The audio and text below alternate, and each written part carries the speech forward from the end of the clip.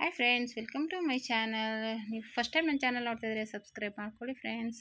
ಇವತ್ತು ಒಂದು ಬೇಳೆ ಸಾರು ಮಾಡೋಣ ಅಂತ ಅಂದ್ಕೊಂಡೆ ಫ್ರೆಂಡ್ಸ್. ತರಕಾರಿ ಬೇಳೆ ಸಾರು ಅಂದರೆ ಅರ್ಜೆಂಟಾಗಿ ಮಾಡೋದು ಅಂದರೆ ಈ ಸಾರು ಬೇಗ ಆಗುತ್ತೆ. ಬೇಳೆ ಸಾಂಬಾರು ಪುಡಿ ಇದ್ದರೆ ಇದಕ್ಕೆ ನಾನು ಮನೆಯಲ್ಲೇ ಇದ್ದಿದ್ದು ಈರುಳ್ಳಿ, ಆಲೂಗಡ್ಡೆ, ಬದನೆಕಾಯಿ, ಟೊಮೊಟೊ ತೊಗೊಂಡಿದ್ದೀನಿ.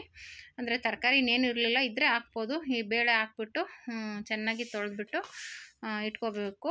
ಇದಕ್ಕೆ ಬೇಕಾದ್ರೆ ನೀವು ಅಕ್ಕಿ ತೊಳೆದಿರೋ ನೀರು ಹಾಕಿದ್ರೆ ತುಂಬ ಚೆನ್ನಾಗಿರುತ್ತೆ. ಆದರೆ ಅಕ್ಕಿ ತೊಳೆದಿರೋ ನೀರು ಇರಲಿಲ್ಲ, ಅನ್ನ ಮಾಡಿಬಿಟ್ಟಿದ್ದೆ ನಾನು, ಹಂಗಾಗಿ ಆಗಲಿಲ್ಲ. ಅಕ್ಕಿ ತೊಳೆಯೋಕ್ಕೆ ಮುಂಚೆನೇ ಕ್ಲೀನಾಗಿ 2-3 ಸಲ ತೊಳೆದು ಮತ್ತೆ ಇನ್ನೊಂದು ಸಲ ತೊಳೆದು ನೀರನ್ನು ಇದಕ್ಕೆ ಹಾಕಿದ್ರೆ ತುಂಬ ಚೆನ್ನಾಗಿರುತ್ತೆ. ಇದಕ್ಕೆ ನಾನು ಈರುಳ್ಳಿ, ಆಲೂಗಡ್ಡೆ, ಬದನೆಕಾಯಿ, ಟೊಮೊಟೊ ಬಂದ್ಬಿಟ್ಟು ಇನ್ನೊಂದು ಹಾಕ್ಬೇಕಾಗಿತ್ತು, ಇರಲಿಲ್ಲ, ಒಂದೇ ಒಂದಿತ್ತು, ಒಂದು ಹೋಗ್ಬಿಟ್ಟಿತ್ತು. ಟೊಮೊಟೊನ ಅಡ್ಜಸ್ಟ್ ಮಾಡಿ ಹಾಕ್ತೀನಿ. ಇಲ್ಲ ಅಂದ್ರೂ ಒಂದೊಂದು ಸಲ ಹುಣಸೆ ಹುಳಿ ಬಿಡ್ತೀವಲ್ಲ ಅಂದ್ಬಿಟ್ಟು ಅಡ್ಜಸ್ಟ್ ಮಾಡ್ತೀವಿ. ಅದಕ್ಕೇನು ಇಲ್ಲ, ಇವಾಗ ಮನೇಲಿ ಏನಿರುತ್ತೆ ಅದರಲ್ಲಿ ಅಡ್ಜಸ್ಟ್ ಮಾಡ್ಕೋಬೇಕು. ಇವಾಗ ಅದನ್ನೇ ಹಾಕ್ಬೇಕು, ಇದನ್ನೇ ಹಾಕಬೇಕು ಅಂತ ಆದರೆ ಮೇಂಟೈನ್ ಮಾಡೋಕ್ಕಾಗೋದಿಲ್ಲ. ಹಾಗಾಗಿ ತರಕಾರಿಗಳನ್ನ ಹಾಕಿ ಬೇಳೆ ಸಾರು ಮಾಡ್ತಾಯಿದ್ದೀನಿ.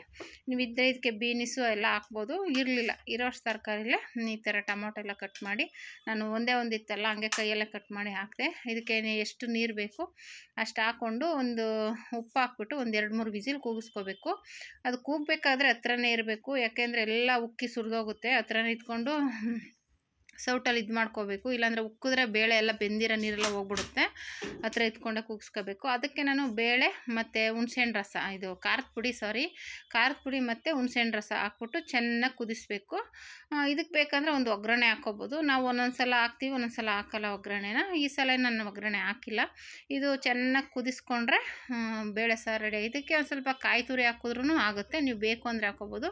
ತಿಳಿ ಬೇಳೆ ಸಾರು ರೆಡಿಯಾಗುತ್ತೆ ಫ್ರೆಂಡ್ಸ್. ಹೀಗೆ ಟ್ರೈ ಮಾಡಿ, ಹೇಗೆ ಬಂತು ಅಂತ ಕಮೆಂಟ್ ಮಾಡಿ.